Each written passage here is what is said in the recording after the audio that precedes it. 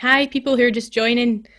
Feel free to introduce yourself in the chat if you like and let us know what you're drinking. That goes for panelists as well. I don't know if you've got a cup of tea, but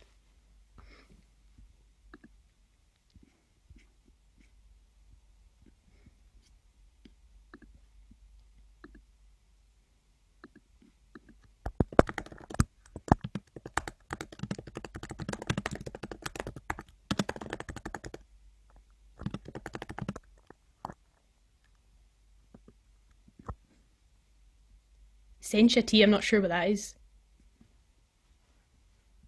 Green tea. Is it? Brilliant.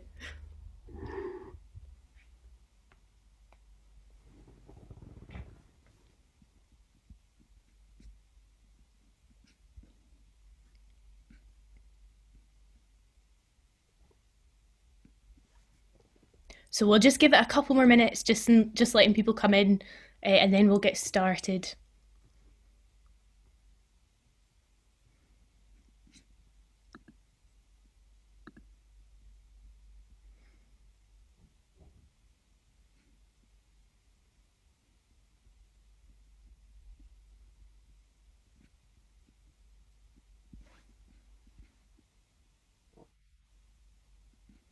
It is starting to get quite dark outside, isn't it?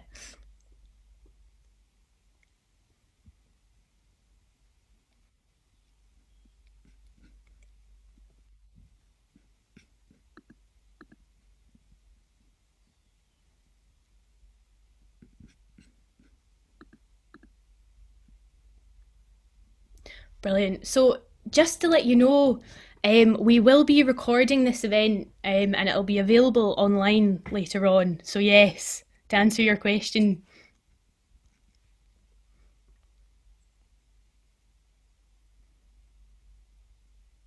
So, for those just joining, feel free to introduce yourself in the chat. Let us know what you're drinking, if you've got tea, coffee, something else.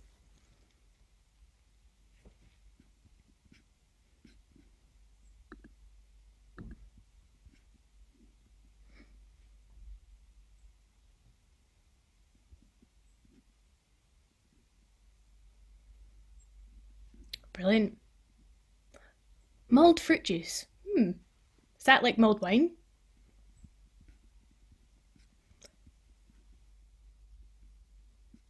Brilliant. It's called Kinderpunsch in Germany. That's basically like punch for little kids. I really like it though. Have to try that.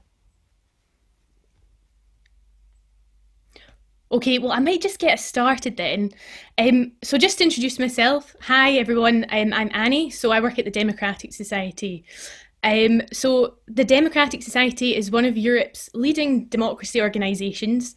We're committed to delivering better democracy, and what that means to us is participatory democracy, so involving people in the decisions that affect their lives, much like the case with AI. So our sort of involvement in this strategy is we were commissioned by the Data Lab and Scottish Government to design and deliver a public engagement programme for Scotland's AI strategy. And Namita, my colleague there, she'll go into that in more detail later on. So just so you know, obviously this is a public event, anyone can join.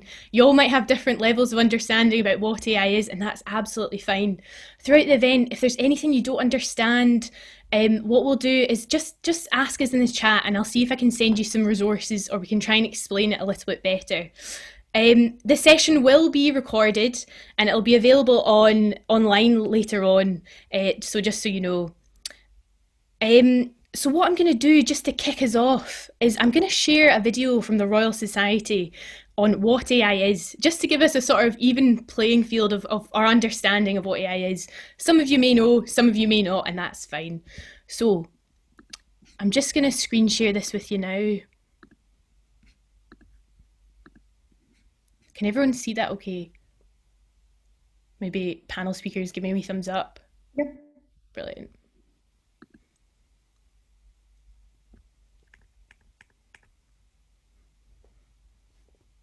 These are exciting times for artificial intelligence, or AI. But what is AI? AI is the science of making machines smart, using algorithms to allow computers to solve problems which used to be solved only by humans. AI already powers search engines, online shopping recommendations, and digital assistants. Radiologists can use AI to calculate the exact shape and volume of tumors, revolutionizing treatment. Astronomers use AI to find and evaluate exoplanets in distant solar systems. And unhappy motorists are using it to discover if they can overturn parking fines.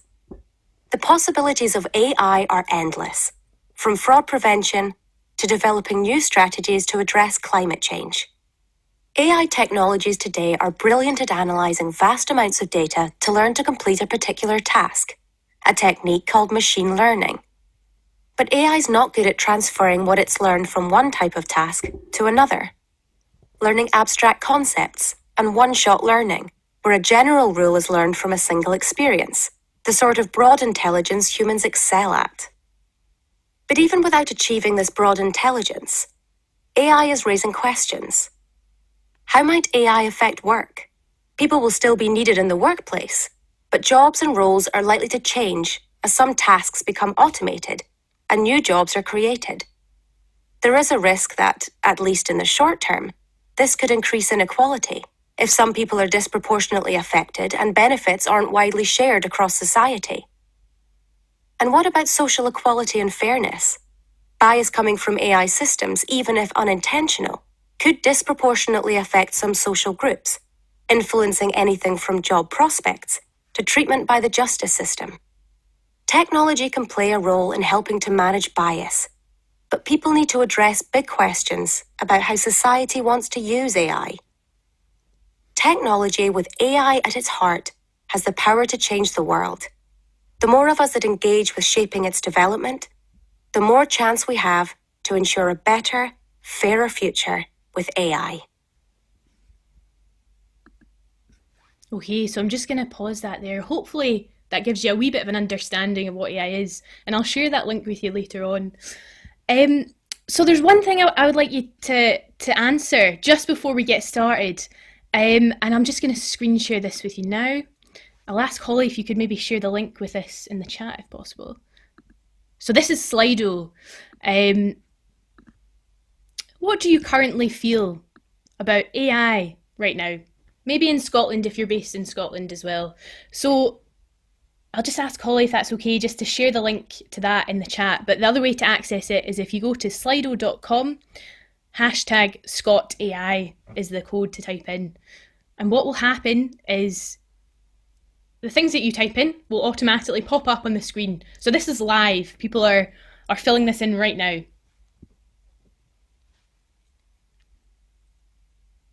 Exciting, anxious, potential, positive, hopeful. Some mixed feelings in there.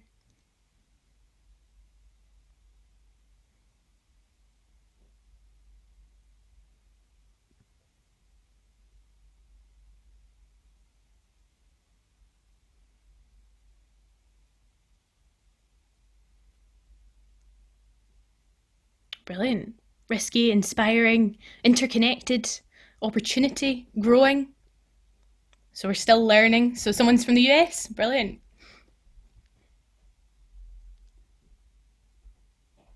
So this is just going to keep growing as people fill it in.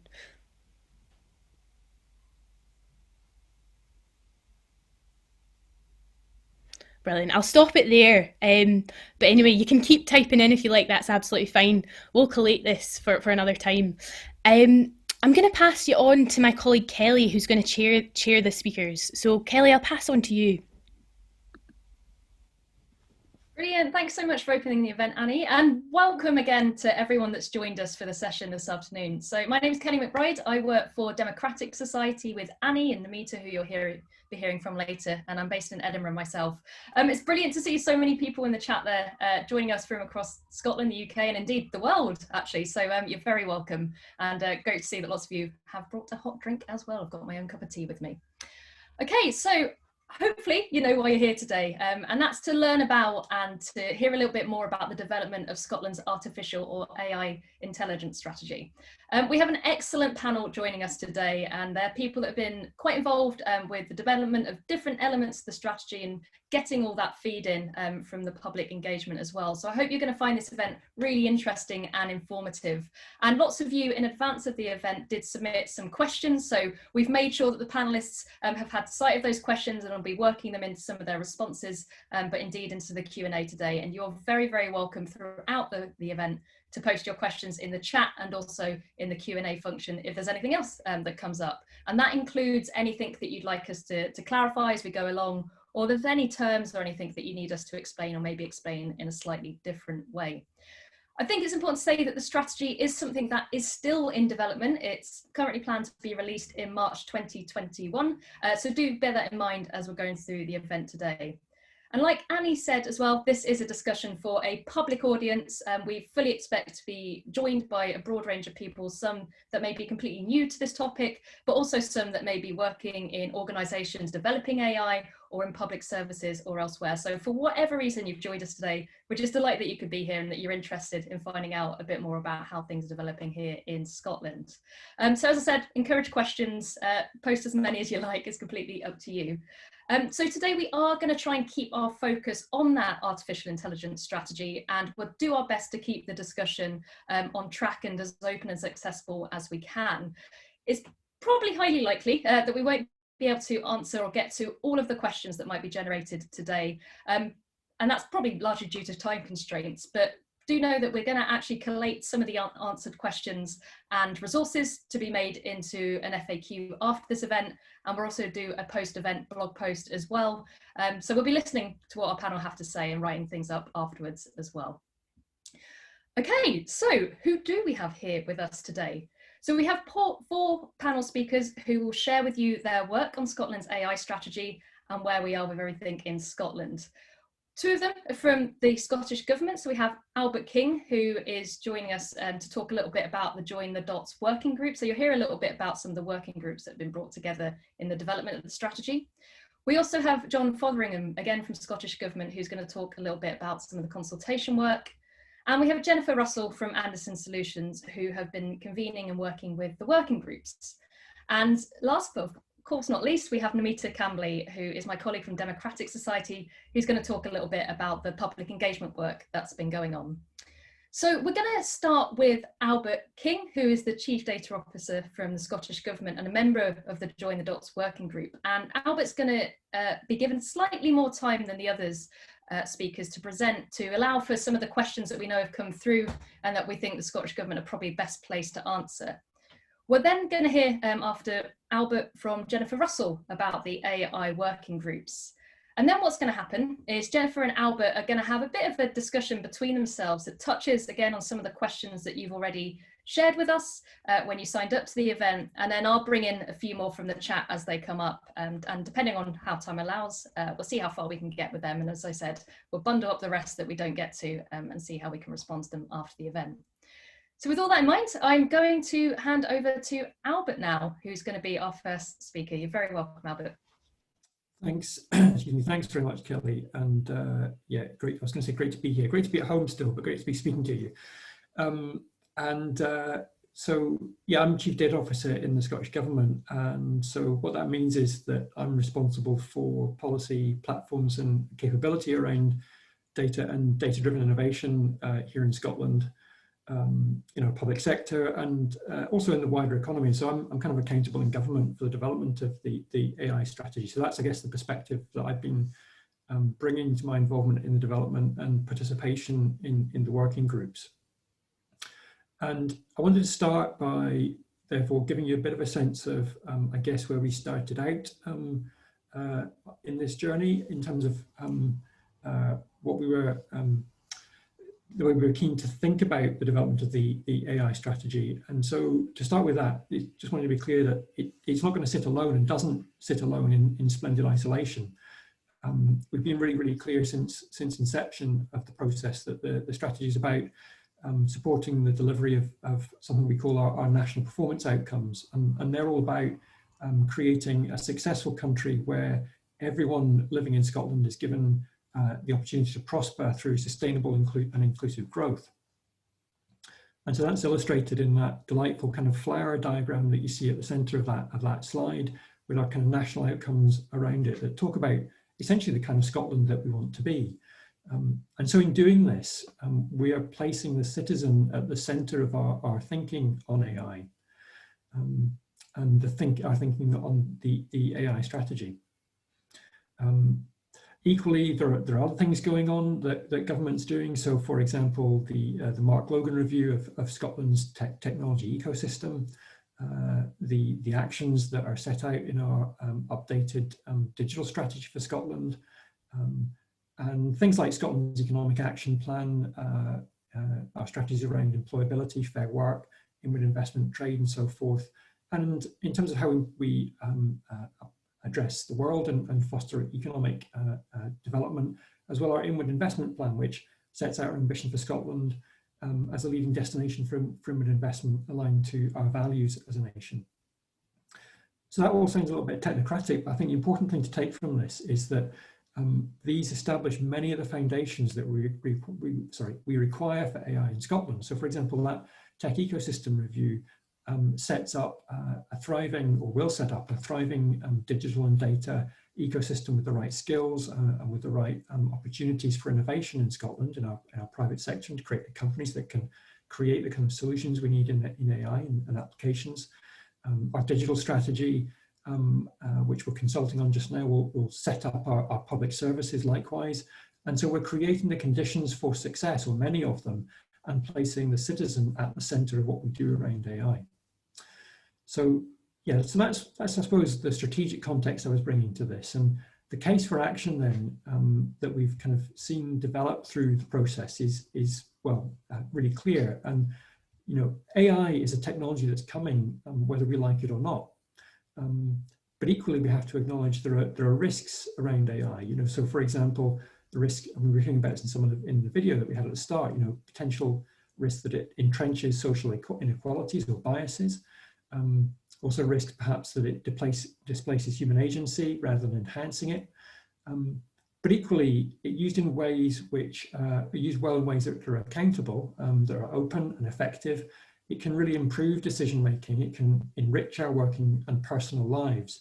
And so the challenge for us here in Scotland has to be to realise these benefits whilst mitigating those risks and fears. And there's lots for us to build on. You know, there's great talents in our universities. There's the strengths in our fantastic education system. And also, and this came through, I think, really clearly in the working groups, the appetite of our public sector, our third sector, and indeed industry to achieve those positive social and economic benefits together. And to do that, I think it's clear that we need to work in partnership in Scotland, here in Scotland, but also internationally. So we need to be outward looking. We're fortunate in that sense, I think, to have many partners who share our values and that enable us to collaborate and connect, and ultimately for Scotland to be an outward looking nation, more important now than ever, I think. And all of this is why we must act, why we must develop an AI strategy in this fast moving, volatile world to address the risks that we see, to mobilize our strengths, build those partnerships, both nationally and globally, and realize those opportunities. So moving on to the next slide then, in terms of how we've gone about that, I just want to say a few things about that. And I think it's important that we do that because it gives you a bit of a sense, first of all, that we're being held to account, that we're not doing this in a vacuum. And so we're developing the strategy in a way which is genuinely informed by views from across Scottish society. We're accountable to a steering committee, which is chaired by Kate Forbes, the Cabinet Secretary for Finance. And that draws on expertise from industry, from academia, civil society, public bodies, amongst others. Excuse me. And so that creates the governance environment.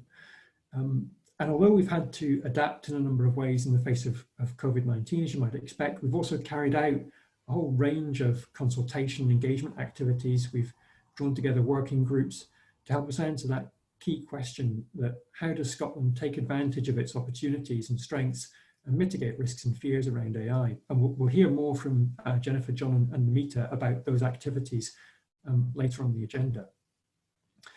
But I have to say that on a personal note, I'm really proud of the approach we've taken.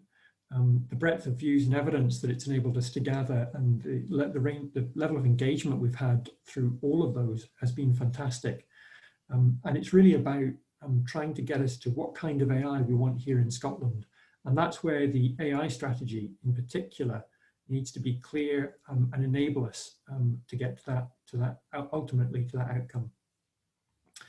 So we've been really open and transparent, and we've published key documents from all of that activity, reports from working groups and so forth, consultation and engagement on the AI strategy website.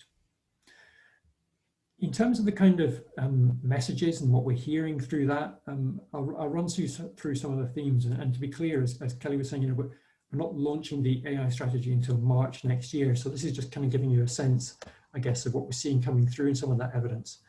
And it's clear, first of all, it's a very, very strong message that it needs to be practical and tangible and inspiring. That it's important that we learn by doing, and that we adapt to maintain and sustain a public dialogue as public attitudes change and as technologies evolve. By doing that, our strategy can help to achieve many of those national outcomes I was talking about earlier, to thrive and have innovative businesses, to have good quality jobs where a human agency is enhanced, and to respect and protect human rights as well. So I think, so those have been some really clear messages. There's been a very strong call for Scotland to look outward, that this is seen as an exciting opportunity for Scotland to become a global leader in an ethical, open and transparent use of AI to benefit both businesses and society, with a very strong emphasis on public good. And that's something that's going to need us, all of that collectively, something that's going to need us to work in partnership, not just across the public sector, but across academia, industry and society, which is why events like today are so important. So in terms of next steps, as we said, we're launching our AI strategy in spring 2021. It will present a very clear vision, a clear strategic vision for AI in Scotland, and it will set out a very ambitious roadmap to achieve that vision, aligned to our wider strategic intentions. Ultimately to achieve the environmental, social and economic outcomes that we aspire to as a country in our national performance framework. So thank you very much for listening, and I hope that's been interesting and informative. Fantastic. Thank you so much, Albert, for kicking us off today. We really look forward to some of the chat that you're going to have with Jennifer shortly. On that note, Jennifer, can I hand over to you, please? So up next, we're going to hear from Jennifer Russell, who works for Anderson Solutions and has been involved in some of the working groups.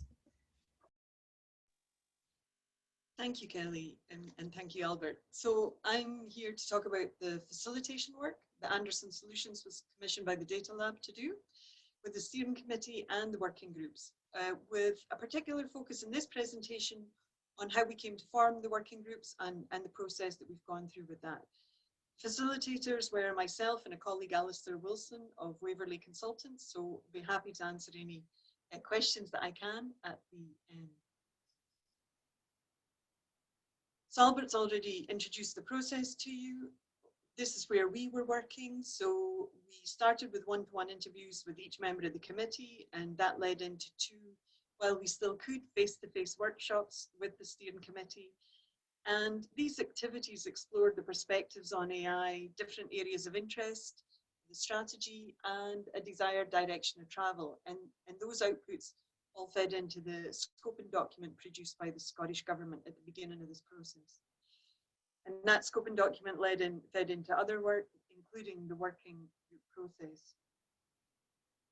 Once I'm going to come on and describe the working groups. So once we got the outputs from those working groups, we produced reports that also fed into the Scottish Government activity.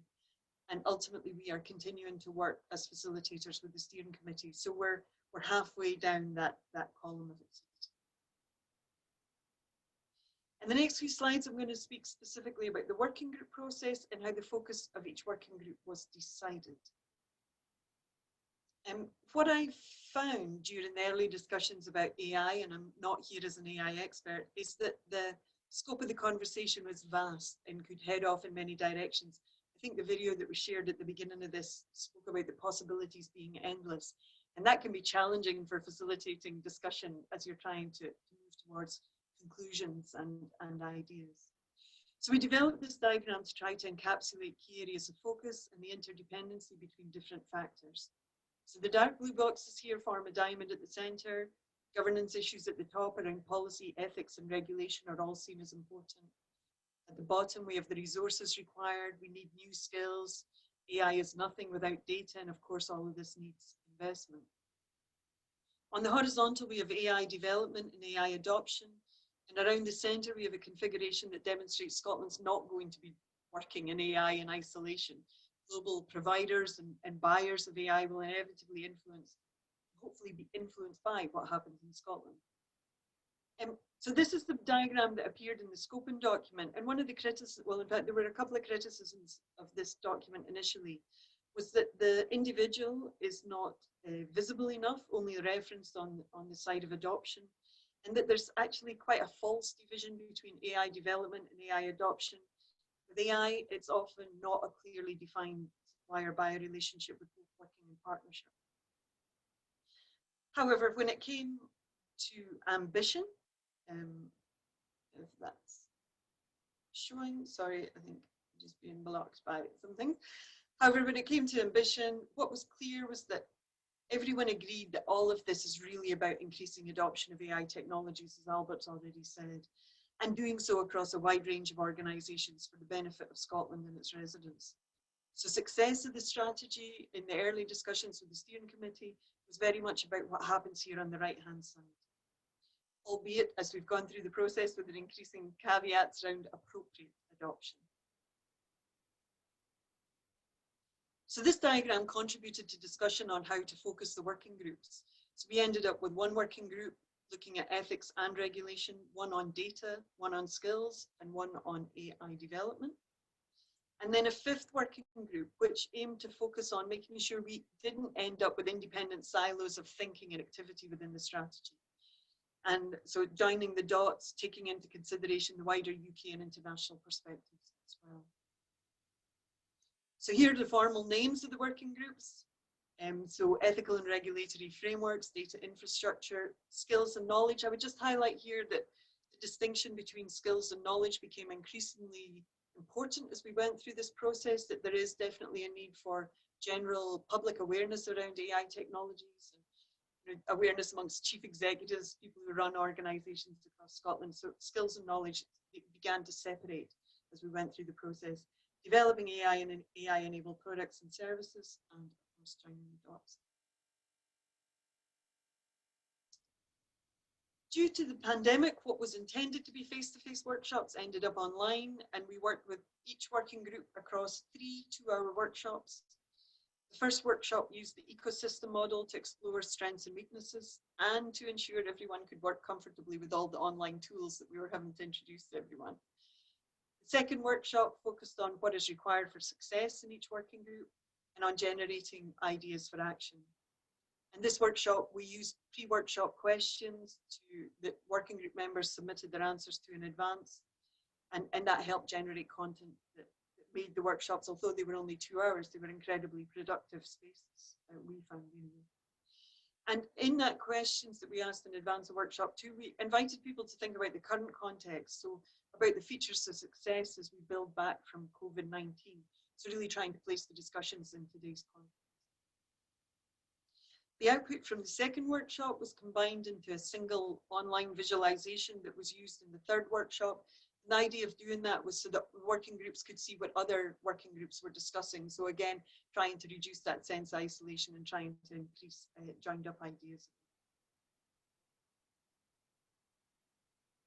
Across the 5 working groups, a lot of output was generated, as I'm sure you can imagine, but we decided to have another go at trying to demonstrate the key issues in a simple, we hope, ecosystem diagram. And this, along with all the working group outputs, so reports from every single workshop, has been fed into the Scottish Government. And this process is still ongoing, so this doesn't represent any conclusions, if you like. This is just hopefully trying to get across, also to you as an audience, some of the key points that we're coming across and give you a flavour of the discussions. This visualization is perhaps more reflective of a natural ecosystem where an energy source is driving productivity. Here, the energy source is described as citizen engagement and leadership. This powers the foundation layer where we find enabling factors such as governance, resources, and public awareness and trust.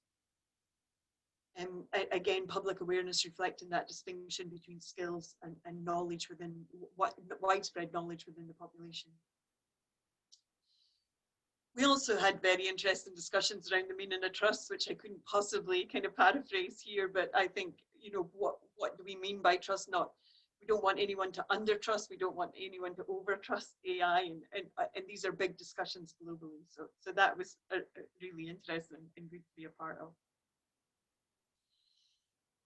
These enabling factors in the foundation layer are seen to support a productive area where the development and adoption of AI occurs.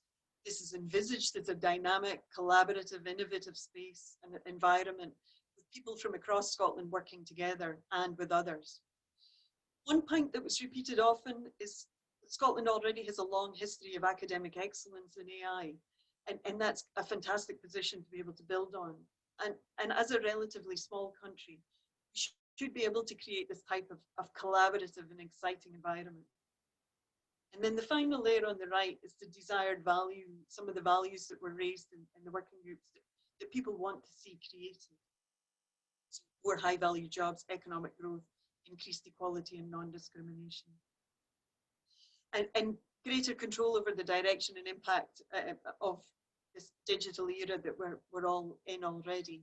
I think the point that Albert made was that AI is here already, it's going to be here. The idea is that by Scotland taking a proactive approach and developing a strategy, working together on it, is that we have more control over taking advantage of the strengths and mitigating. In the bottom left is a very brief summary of some of the features that people wanted to see in Scotland's AI ecosystem. So ethical principles, AI for societal good. Although we had diverse representation across 5 different working groups and indeed the steering committee as well, these features really were common to all discussions regardless of the background that people were coming from. And there was a really strong and common desire to use AI technologies to drive societal good and to have this exciting, dynamic, globally focused environment for AI in Scotland. So I hope that's given you a flavour of some of the discussions that have gone on and how we went about the process. I know today is mostly about describing what we've done rather than any conclusions. So I hope that's given you a flavour. Thank you. Brilliant. Thank you so much, Jennifer, for taking us through that. So what's going to happen now is I'm actually going to hand back to Jennifer and Albert, who are just going to have a conversation between each other for about 5 to 10 minutes or so. And they're going to draw into that conversation a few of the questions that you submitted. So Jennifer, I am aware you're going to kick us off. I am going to do that as soon as I bring up the questions that were being asked. So apologies for having too many things open on. So many tabs. Okay, so Albert, we had some questions that came in, and one of them was, how will the government enable and manage the growth of AI? Yeah, okay, thanks, Jennifer. So, I mean, I guess, taking me back to my comments at the start of my presentation, AI is a technology that's coming, whether we like it or not. So I think we need to acknowledge that. But I think what government can do is essentially create the right conditions to have the right kind of AI here in Scotland. So making sure that essentially we've got the inputs right. And some of that is about things like making sure we've got the right skills, I think, and that we understand how to apply these technologies to drive productivity and make better public services and all that kind of good stuff. That we've got the data fuels AI, right? So we've got the right investment in our data infrastructure and our digital technologies. And also I think that we create opportunities for organizations and citizens to engage with these technologies and see how they can use them to drive productivity in their businesses or improve their lives, or we're already engaging with them right on our phones. So I think that's the sort of thing that we can do as government, and I guess importantly ensuring that as well that there's a collective understanding of what good looks like. So if we're going to do all of that, trying to shape the kind of AI we have here in Scotland, that it's ethical, accountable, and so forth. So I think that's the role for government here. It's that enabling and shaping role, making sure that we get the conditions right. Thanks. And I think that point about collective understanding of good AI neatly leads into the second question I have here for you, Albert, which is about everyone's talking about ethical AI and respecting the rights of the citizen, but everyone is also talking about speed of change and innovation and being brave, I suppose, with AI technologies. Do you think it's possible to balance both of those things? I mean, everyone is trying. Is it really happening anywhere? Well, I mean, I guess, that came through really clearly as well, didn't it, at the start of this conversation with the Slido, that those things were both coming really clearly. And so obviously there are risks and fears, and we need to acknowledge and address those. But I do think there are balances to be struck, and I think we can do that. I mean, I think it's about getting the protections right, so things like how we handle data. I said earlier, data is the fuel that powers AI, so a lot of it is about that and how we enable innovation around data in a way which is safe and trustworthy. So that's one dimension of this, I guess, and then there's sort of how we deploy these technologies. So how do we, put them into our public services in a way which I talked earlier about enhancing human agency, so keeping the human in the loop, for example, rather than displacing human decision making where that's the right thing to do. So I think there's a number of ways we can do that, and also that we can send the signals, whether it's by working with regulators or in other ways and policy levers that we've got that allow us to set out principles and frameworks and give recognition to trusted applications of AI. So I think it's a package of things. I think it's a balance to be struck, and it's something we constantly need to reevaluate and be critical about in our thinking. I guess that feeds into the comment I made earlier about an agile strategy, but I think it's possible. Do I know anywhere that's doing it well? I think there are lots of good examples of countries that are doing a pretty good job. But it's great that Scotland's in a position to do it even better. And I think it came across in the working group discussions, there's checks and balances that can be put in place. And I guess the public sector is a key owner or arbiter of citizen data. And people in the working groups were speaking about access to recourse. So if things are going wrong for their data or that they're concerned about AI, is there a process for recourse? I don't know if you want to comment on any thoughts around that. So I mean, I guess, yeah. So this comes down to, I think, for me, a sort of distinction between things like legislative, almost like data protection compliance. So there's clearly recourse there through data protection legislation and so forth. But I think the message, that I took from a lot of those conversations with this is about something beyond that. It's about recourse in the context of, ethics, and I think. So I think what I would say about that is that we recognise that and the need for that, particularly in the context of public services. What we do in response to that is, I guess, something that we'll need to set out really clearly in our AI strategy. I think the message there is watch this space. Well, that leads neatly into, I think, the last and final question. I suspect you've really already answered it, but to what extent is a human rights-based approach being considered within the AI strategy? Yeah, I mean, it was a really strong theme in the working groups, but across all of the engagement activities that we had, consultation as well. And so, principles-based approach is certainly something that we're looking to adopt. And I think I was really, that consistency is something that I saw as really exciting, because the fact that industry as well as civil society and the public sector were recognizing that, I think was a fantastic message. And as well, it was often seen in those conversations not just as a necessary thing, but as an opportunity for advantage, and distinctivity in Scotland. So, Scotland has maybe an opportunity here to establish a leadership position, and I think it's part of that basis we have for meaningful engagements internationally as well. So, I think it's not just the right thing to do; it's a potential advantage for us as well internationally. Yeah, I think there was also an interesting point that was made in one of the working groups that actually abiding by what might be considered stricter regulation, not that anyone's maybe advocating heavy regulation, can actually be a competitive advantage globally for businesses. So a business person in one of the working groups was making the point that by complying with a truly ethical based approach and any associated regulation, actually that business can gain advantage and be a leader in the field. And that was their experience, I think it was of GDPR when that came in, that it actually gave their business a boost because they adapted to it very quickly and were able to build on that. So I thought that was really interesting and not necessarily a perspective that I think people would quickly anticipate or expect. Definitely. I'm looking at Kelly. How are we for time, Kelly? Should we stop there?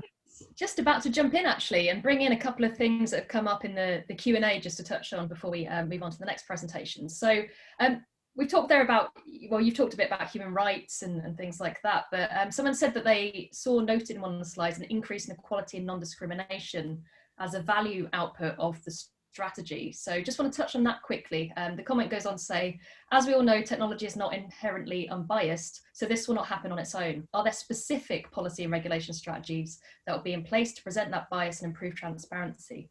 And I'm just going to bring in another question that's come in as well, so please do answer them both if you can. And the second question is, can we develop a stronger rights agenda for AI in Scotland, given that core areas of data rights exist in reserved areas of data protection? And what areas can we develop within Scotland to be better able to safeguard and empower individuals to meet that person-centred approach? So I think that follows on quite nicely really from some of the discussion you've just been having there. If there's any thoughts you want to share at this point. Yeah, so shall I start, Jennifer? So I guess, you know, I'm absolutely spot on that data protection per se is a reserved matter. So, you know, that's not something for Scotland to be able to act on. But and the current devolved settlement, but equally I think what came through really clearly in all of the working group activities and the consultation is that this is about more than regulatory compliance. This is going beyond that to holding ourselves to an ethical standard, which goes beyond that. So I think that there is definitely opportunity through various levers that we have to set out the frameworks, the principles that we have. That we want to work to here in Scotland, particularly in our public services, and also to set up the structures, a clear understanding of what a trusted AI system is and looks like, that people can recognise that, and members of the public and citizens can understand what that looks like in our public services. I'm being slightly circumspect because I don't want to commit to something that appears in our strategy in a few months' time before we've actually got to that point. But yeah, definitely, I think there's opportunity here for Scotland, and I think that's the exciting thing about the strategy. It's an opportunity to act and to be distinctive in what we do. I think as well, sorry, just very quickly, across the working groups, there was great interest in around addressing issues around bias and diversity. And I suppose we also have to acknowledge that inevitably there's bias in our systems and processes and you know, activities now. So there was that claim and desire to see increased diversity of people who are working across the field of activities that deliver AI technologies into the products and services that we use. Fantastic. Thank you for those responses. I see that there's a couple more things that have come in, but we'll try and put those other two questions to you nearer to the end and maybe open them up to the panel. Thank you very much to Albert and Jennifer for that segment there. I'm actually going to hand over to Annie now, who's probably going to wake us up a little bit as well, get us energized for the next set of presentations. So Annie, over to you. You ready? Hello again. Right, I'm going to screen share this Slido again. So we've got a question for you. Maybe getting you thinking about what Albert and Jennifer just said. So what's one key takeaway you learned? So maybe just have a wee think back to what you heard. It could be a reflection, it could be a thought, it could be a question, anything you like. So something new that you learned or you heard about today.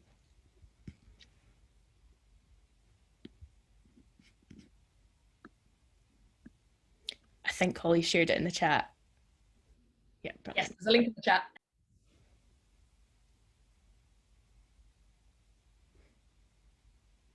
So we've got focus on ethical AI, profit, relief.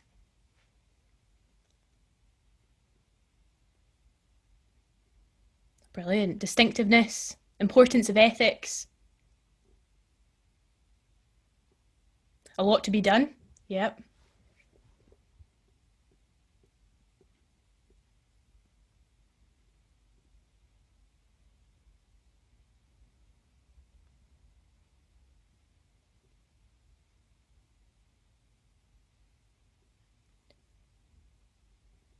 Right, so my eyes can't read all this, but yes, complex, trust is complex. Yeah, complexity of the systems, intention to lead. There's a lot to be done, so brilliant. What I'll do is I'll leave this up, so if you want to sort of add in your thoughts, you can do, but I'll stop sharing and I'll pass you back to Kelly. This is still live, so if you do want to add in your thoughts, you can do. Good stuff. Thanks so much for that, Annie. And yeah, thanks again to Albert and Jennifer for getting us off to a brilliant start there. Okay, so we're now going to hear from our next two panelists, who are Namita and John. So Dr. Namita Camberley is a colleague of mine and is a research and policy manager at Democratic Society. And we also have John Fotheringham, who's a data policy manager and works in the data policy, data and digital identities division within the Scottish Government. So delighted that you can both join us today. So Namita and John, again, are going to do just what we did there. They're going to give you a short presentation about some of the stuff that they've been involved in and working on, and then they're going to have a wee conversation between themselves. And I'll, of course, pick up any questions that you do post in the chat, so please do keep them coming. Namita, you're up first. Thanks, Kelly. All right.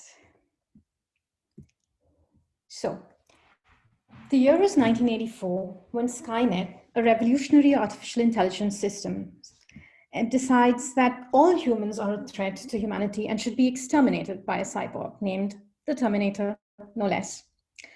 Since then, the image of a terrifying cyborg has continued to capture public imagination when discussing AI, much to the annoyance of scientists and AI researchers, as the internet will have you know. So as we were designing our workshops, we decided to put ourselves in participants' shoes to determine some of the questions we ourselves would like answered on AI. What is AI? Is it really only about cyborgs, monsters, something to run away from? What do I, as a member of the public, need to know to easily grasp what AI is and the relevance it has to my life? So this is essentially a brief summary of what we did and what we found out. So Annie, could you change the slides, please? So what we did. The original plan was to have two in-person weekends in Glasgow and Inverness, but of course, with COVID-19, we had to move everything online, just like Jennifer and Alistair also had to. What we did end up doing in the end is we ended up running 15 2-hour online workshops from the 10th of June to the 1st of July. We aimed to reach approximately anywhere between 45 to 50 participants, but ended up with 49, which was great. And we kept our workshops small, so between 3 to 5 people, and had a couple of different formats. So one for families, where family was interpreted in the widest sense to reach a wider demographics, and 8 individual workshops in smaller groups.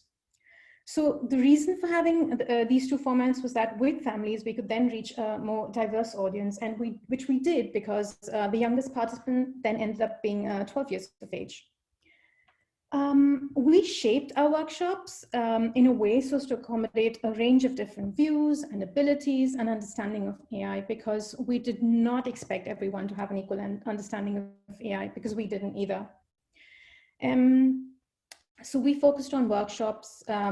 Within our workshops, we focused on public interest topics. So that was AI and the future of work, AI and ethics. And we used real life case studies on AI and employment. So that was related to the future of work, facial recognition, the use of AI in, what else was there? So scenarios such as with bus drivers, warehouse workers, yeah, and the likes. And what we did was that we presented these different case studies and scenarios and asked people what was interesting to them, whether they had learned something new, and what challenges and opportunities they saw pertaining to these scenarios, and what their vision was of AI was, and the steps that they sort of envisaged towards achieving this vision. What we did try and ensure was that participants had as balanced a view as possible on AI, with resources like the kind Annie shared earlier from Royal Society. We then pulled together the rich public input of people's direct and indirect experience and knowledge, and then presented our findings to the working groups. So all of this information is available in our engagement report, and Annie will make that available in the chat if she hasn't already. Yeah, which I believe she may have. In addition, we also developed a series of accessible online resources for anyone wanting to know more about AI and engage with it, and to teach people essentially the potential implications of AI for their lives, thereby removing any participation barriers in terms of time or place. Could you go to the next slide, please, Annie? What we found. So the discussions revealed that participants were largely optimistic about the potential AI, and Albert has mentioned this as well. This came through quite strongly. People were excited about the use of AI to improve their lives and to positively transform a range of sectors, such as education. There, however, remain certain concerns around issues such as algorithmic bias and digital exclusion, and then trade-offs such as levels of privacy that currently accompany the use of AI. And again, there were lots of questions around data ownership, regulation. People wanted to know who owns the data, who is responsible for it, who has control of it, what do people do if they've experienced inappropriate usage. So questions of course, recourse and also redress. At the same time, participants did not think that the answers lay with technology giants. They should not be the ones left to figure this out. There were also several concerns coming through about the future of work and feeling replaced or undervalued via AI. But the biggest aspiration, and Edward and Albert, sorry, and Jennifer have both touched on this, what participants really wanted was for Scotland to become a global leader in ethical AI. So emphasis was placed on AI for public good. And what this meant was for the benefit of wider Scottish society. This is why participants stressed that people and not profit be kept at the heart of the AI strategy. Other visions and aspirations revolved around inclusion, diversity, bridging the digital divide, and using AI to help people with disabilities live more independent lives. Now, for this to happen, participants suggested that AI be developed in a trustworthy and transparent manner shaped by a diversity of expertise and perspectives, which included a collaboration between public and third sector. There were also demands for the benefits and opportunities for AI to be equally accessible to everyone, including and especially those in rural areas. So what the COVID-19 pandemic has made clear is that we need to accelerate the digital transformation in Scotland, and this includes within rural areas as well. But this is not only an opportunity to bridge the digital divide, but to also gain a competitive advantage in the field and not be left behind as a country. Participants were also quite keen on stressing for the need of a positive narrative around AI, so moving away from the Terminator narrative. This was suggested with a view towards building trust. There has been a lot of bad press recently on security breaches, which of course is a cause for concern. So one way of countering this was to build a positive narrative around the benefits of AI, and to not only stop there, but to complement it by implementing data security measures and being transparent about how data is being collected, shared, stored, and used. Participants also wanted to know more about how AI is being used elsewhere in the world, and what some of the best practices were. And last but not least, there were calls for more open and honest conversations around AI. So the majority of participants felt that there should be more awareness building and education on the risks and rights that people have, So it's to build a greater understanding of AI that would then allow people to make more informed decisions while using it. So this was also connected to the idea of building a positive narrative and demystifying AI.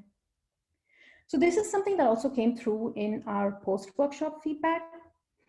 Participants appreciated the opportunity to inform the strategy and felt that this is how most strategies should be developed, that is, with greater involvement of the public. If you could go to the next slide, please, Annie.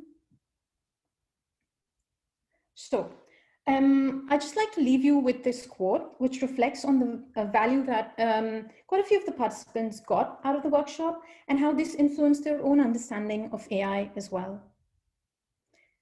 Before this, I would be fearful about AI, but this has been replaced with positivity. We hope that this means that AI is not something we need to run away from, like the Terminator we saw at the beginning, but something we can embrace, and provided it is developed and implemented in an inclusive manner, an ethical manner for sure. Thank you. Brilliant. Thank you so much, Namita, for that presentation on the public engagement. So I'm going to hand over now to John. So John, the floor is yours. Thanks very much.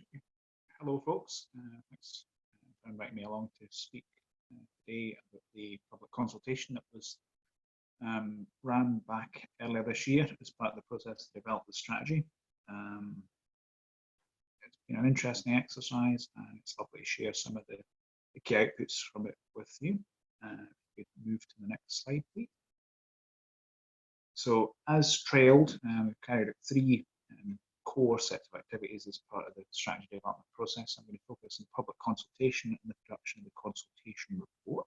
If we can just move on again to the next slide, please, Annie. Thanks. Okay.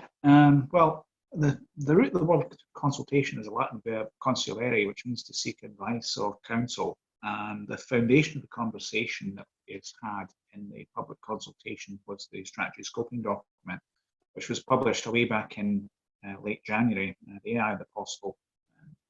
It set out proposals for the strategy, an initial vision, approach to fostering the development of AI in Scotland, and the initial ecosystem that Jennifer outlined earlier on. And we opened a consultation on the proposals set out in the scoping document in the middle of February. And the consultation paper was informed by drawing on several other consultations that had been conducted recently by the Scottish Government. It's a routine part of the policy and strategy development process. Also drew on some of the consultations carried out by other nations as they were seeking to develop their AI strategy, and a few other consultations conducted in the digital space by the UK government. So kind of broad range of sources that drew on us in developing the consultation paper. And as you might expect, the default option for the consultation is to host it online, and the Scottish Government has a consultation hub on the Citizen Space platform. However, the consultation paper also provided for people to submit offline responses. And a great deal of effort went into promoting the consultation to make sure that we hear from as wide a range of respondents as possible. So by the time we had the consultation up and running, the strategy website was really well developed. We've had a chance to have a look at that in advance this evening. And another thing is pushing the details of the consultation out across social media. And a couple of weeks after we opened the consultation, of course, the COVID-19 pandemic emerged, and in light of that, we decided to extend the closing date initially to the beginning of May, and then a lot of organisations get in touch and wanting to provide a response, so we subsequently extended it again. And our initial expectation was that we would get between 25 to 30 responses. Suffice to say that the responses greatly exceeding expectations. You could move on to the next slide, please, Annie. Well, what did we hear back? Well, we had a total of 83 responses. 29 came from individuals. The majority were in Scotland, a couple from elsewhere in the UK and overseas. 54 were from organisations. That's from small SMEs working in the AI or wider tech space, right the way through to the big names that you would expect would have an interest in what we're doing. 63 came in online, 20 by email. and a really, really broad spread of respondents, very much like the attendance at this discussion event, an amazing spread geographically as to where our respondents were from. And in light of the volume and the richness of the responses, some of them were really, really insightful and took a lot of analytical work to digest and kind of sift out the most important points. It was decided to produce a short initial report to be used by the working groups at their meetings back in June, July and August. And then, just in light of the sheer volume of work, to produce a fuller final report to do them all justice, which I'm pleased to say was published in early September. And also, in light of the emergence of the pandemic, we decided to run a short survey on AI's potential in a post-COVID-19 Scotland, and that was open just after the consultation itself closed for a couple of weeks. And fortunately, not that many responses, but useful to complement that alongside those from the consultation itself. So if we can move on to the next slide, please. So, as I said, a lot of analytical work and a great deal of really thoughtful, well-informed, some very reflective responses. Overall, there was a broad degree of support for the proposal set out in the strategy scoping document as a starting point from which to develop the strategy.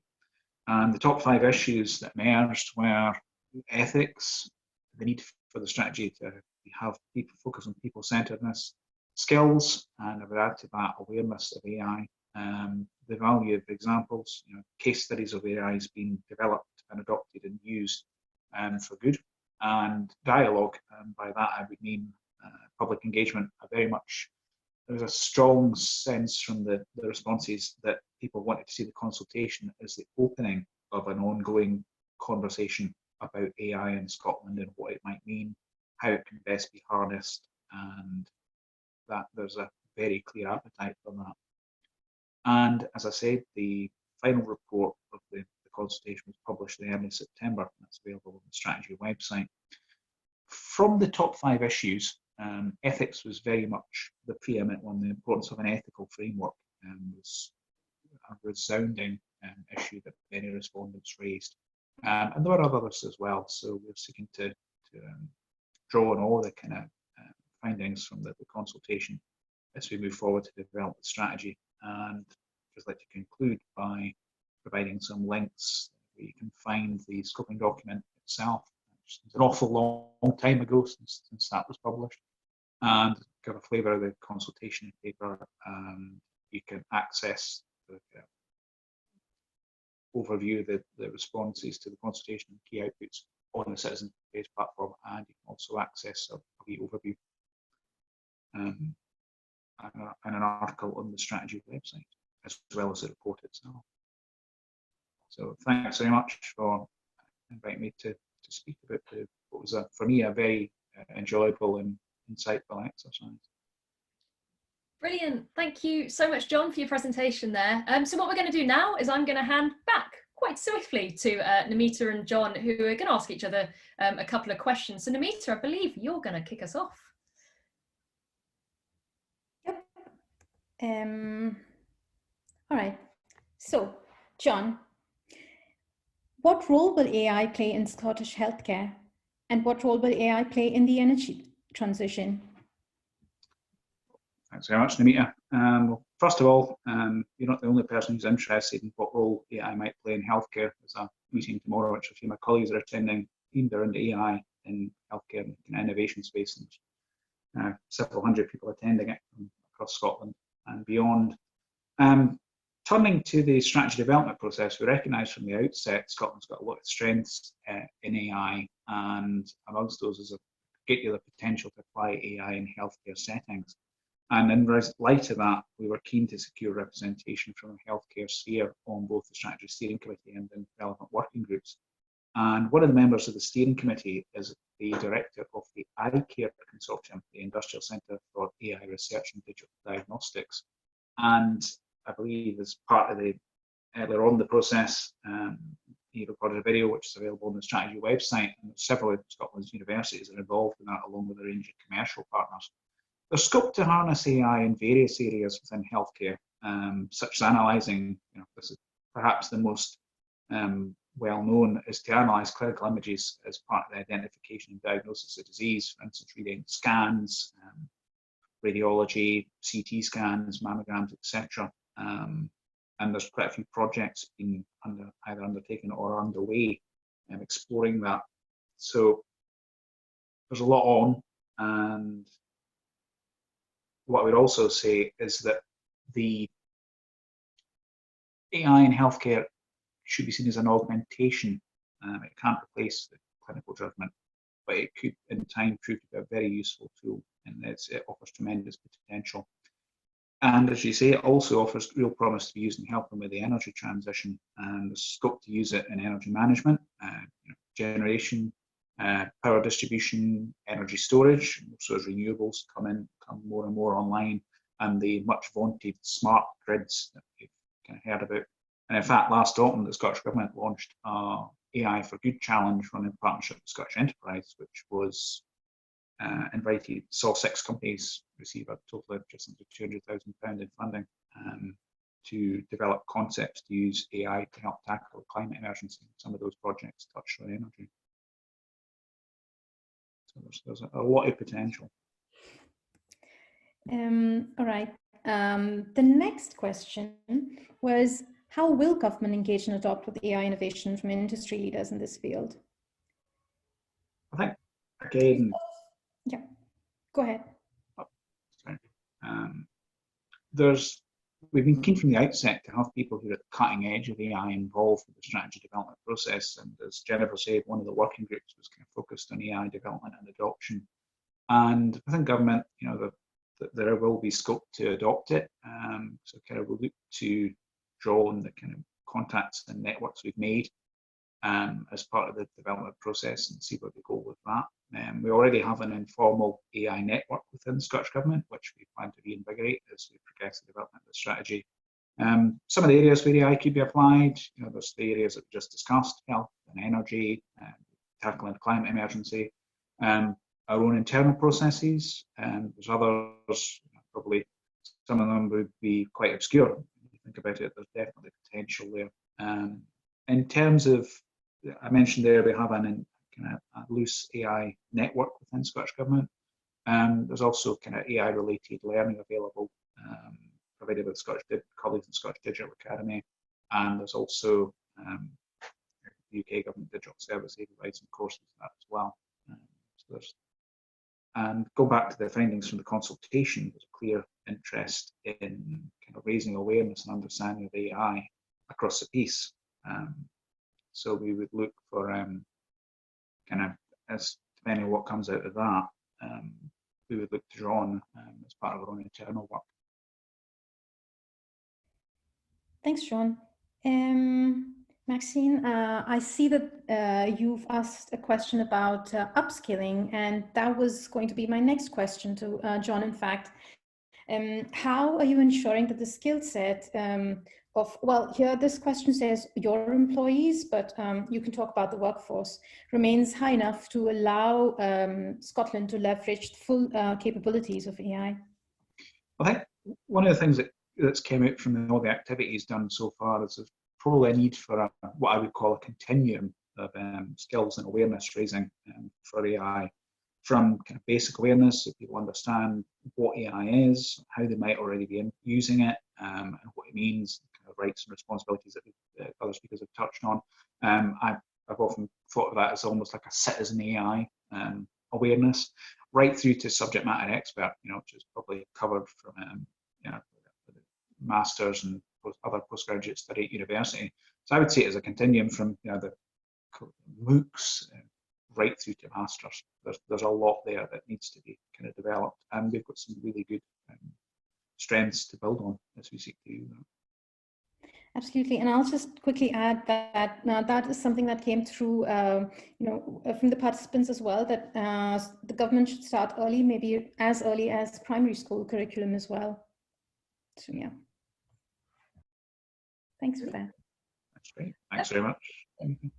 Back on in, and thank you both for engaging in that conversation with each other. Really, really appreciate it. We've had quite a bit of activity actually in the Q&A section. So I was also going to open up to Albert and Jennifer if you wanted to jump in response to a few of the questions. And for anyone else that's with us, we're running until about 5:20. So we've got just over 10 minutes left of the event today. So we'll see where we get to with the questions, but I highly suspect we won't manage to get to all of them, unfortunately. Okay, so there's a couple of questions in here from Anna. So one of them is asking whether you could comment on the role of universities and the academic community in Scotland in all of this. And another is around how the AI in Scotland is linked or complete or collaborating with other leading countries and institutions to make sure that we don't reinvent the wheel while we have our own kind of customised Scottish option for a strategy, as it were. Does anyone want to take those? I'm happy to make a start, and I guess other people can come in. So on the former, I mean, I think I said in some of my comments that one of Scotland's strengths is its fantastic academic base, and that my thinking there and my comments there refer not just to the kind of amazing research power and innovation we have in respect of development of AI technologies, and we definitely have that in a number of our universities. It's also the thinking around the other kind of social and ethical impacts of AI technologies. So there's a chair of data ethics, I think, in the University of Edinburgh, and they're setting up that was one of the key themes in their in the work they're doing. So as part of the data-driven innovation program. So yeah, definitely universities play a really important role here. And I've already managed to forget the second part of your question, so apologies.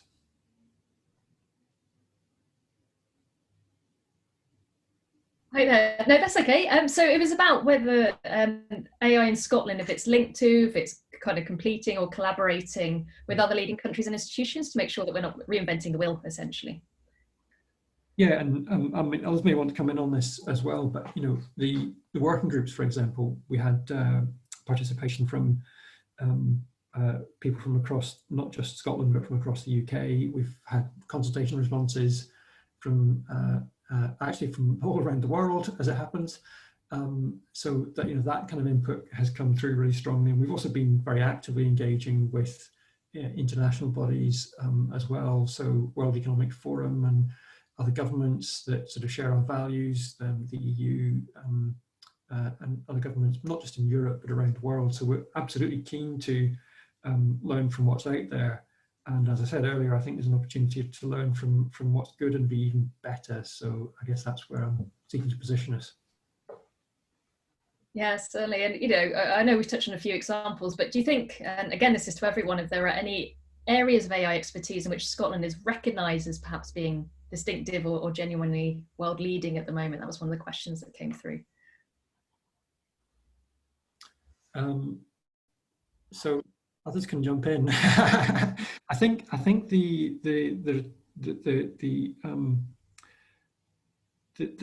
where we can potentially lead the world is around particular sets of applications. So, for example, in particular industries, and I think I would point to fintech as one which Scotland has a competitive advantage in. I think as well, there's been some really interesting work in medical imaging here in Scotland, drawing on the sort of medical imaging data that is available to train models that recognise particular specialist and rare forms of cancer. So those are two examples I give. I think the other thing, again, coming back to it's not just about technologies, it's about how we apply those technologies. I think where we're recognised and what came through, I think, in some of the feedback, that I heard in the working groups was around that thinking on ethics and data ethics as well. So yeah, I think both from the perspective of the applications and also from the trust and ethics piece, there's a number of areas where we're either recognised or have the potential to be recognised internationally. I don't know whether others would add to that. Yeah, does anyone else want to jump in? Otherwise, I've got a question about public engagement. Looks like you're happy for me to move on. Okay, so there were a couple of questions around public engagement. So Namita, you might want to jump in here. So there's one here about what the thinking is on how to build on the engagement that's been done and engage significantly more people in the conversations, and to start to remove any fear of AI. And there was another question in the chat around, could there be a citizens panel for artificial intelligence so that people could take part in this? And I'm also conscious, which we might want to bring in here, might not, but something as well around whether or not, this stuff is being discussed in educational settings, essentially, particularly the ethics part. All right, thanks for that, Kelly. Yes, absolutely, there is there is a lot of opportunity here in terms of carrying this forward. So Albert touched upon this initially in terms of trying to build that collective understanding of what good AI looks like. So that is something we can definitely do. Have more of these broad-based public conversations around AI and towards gaining a more nuanced understanding of it and breaking down a lot of the stereotypes. So yes, that can be done for sure. Which leads me to the next question about on citizens panels. So while we run citizen panels and assemblies, we're in fact running the Climate Assembly for Scotland right now, shameless plugging there, and another one for in Ada and Worthing. But we do not have any plans as yet in terms of running a citizen panel on data, but we'd be more than happy to design and deliver something around that for sure. There's no doubt about that. Sorry, Kelly, was there another one? Just, ethics and education and just generally anything, I guess, about how people might be interested. But another question as well that's come up, which again for the whole panel might be how people can keep engaging in this. Are there any other opportunities to get involved in the conversations? I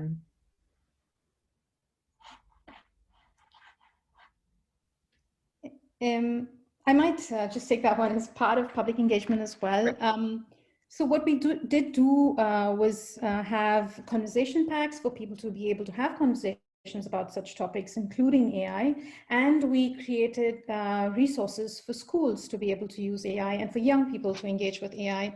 But another thing that came through as part of the public engagement was for participants wanted schools to start developing these critical thinking skills when it comes to AI. So not just technical skills, but also critical thinking skills in being able to engage with the material that they see and then know how to interact with it or engage with it. So that's something that came through in the public engagement specific to AI in schools.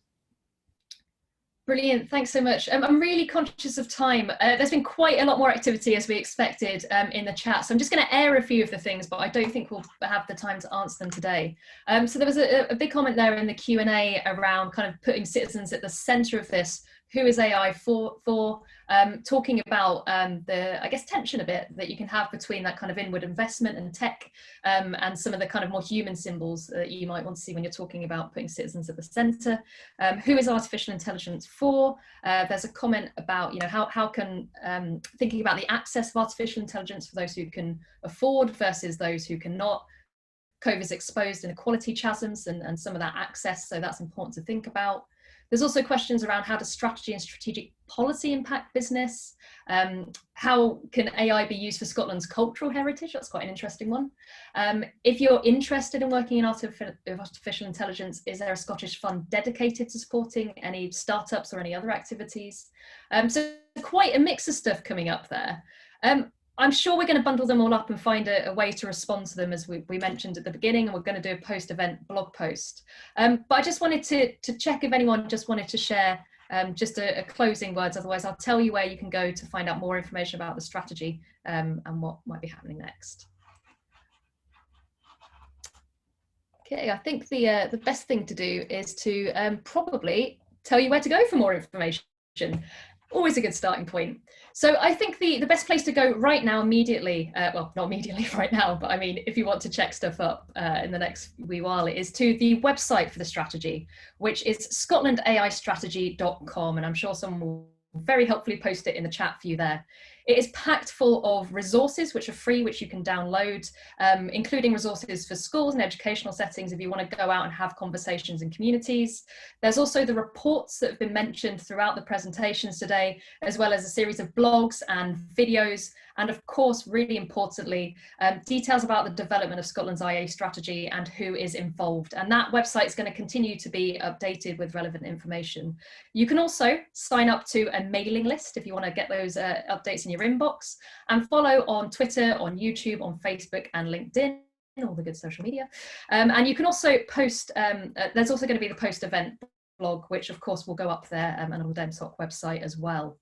I'm aware that colleagues will be sending you an email, a lovely email after this event with a feedback survey, always welcome feedback. And we are also really interested to know what other questions you have, what else has come up for you as a result of this event. So please do share freely and honestly when that comes through. But we'll also send through some of the links we've mentioned today. We're going to check with the panelists about sharing some of the slides. I did note that request had come up too. And of course, we have been recording this event, as we mentioned at the beginning, so that recording will be openly and freely available. So yeah, just a reminder, of course, that the strategy is going to be released around March 2021. So please do keep an eye out for that and follow progress as we go through. So that does bring us to time, unfortunately, today. It always feels like it goes so quickly with events like this, but I just want to end by giving a huge thanks to our panelists for joining us today and giving their presentations. So thank you all. And thank you everyone for joining us as well from across the world. Delighted to see it, and also really happy to see that some people that came to our public engagement events have come along today and are following the journey, which is fantastic. So great. Thanks so much, everyone. Really appreciate your time. Take care. I'm going to go clap. Thank you. Brilliant.